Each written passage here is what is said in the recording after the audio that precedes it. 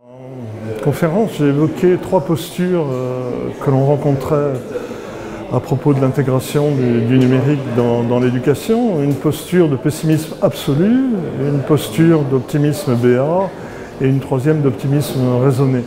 Pessimisme absolu, qui est de moins en moins de mise, un point de vue d'optimisme béat, qui était apparu au début d'Internet et qu'on voit encore dans certaines opérations intéressantes, mais qui ont l'illusion, développent le mythe de remplacer les enseignants par la technologie, ce qui est, à mon avis, quand même un petit peu insuffisant comme réflexion quant à ce qu'est l'acte pédagogique ou l'acte de former.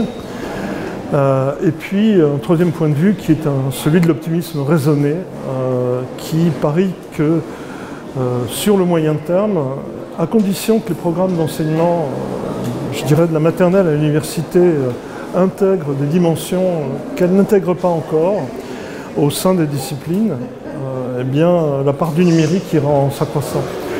Tout ça, c'est lié aux pratiques sociales, socioculturelles des individus. Les systèmes, les États, est-ce qu'ils accompagnent ce phénomène? Est-ce qu'ils ont des solutions efficaces? Est-ce que ça évolue dans le bon sens? On a parlé en fin de conférence des GAFA avec un danger justement de prédominance de ce type de système privatisé. C'est compliqué. Il y a parfois le mythe chez certains décideurs politiques que les technologies vont tout résoudre, et résoudre en particulier le déficit d'enseignants.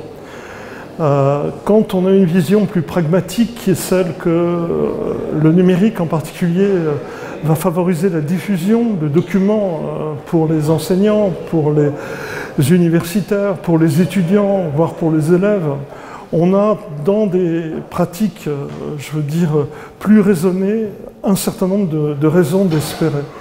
En revanche, le discours technolâtre, lui, le plus souvent est contre-productif.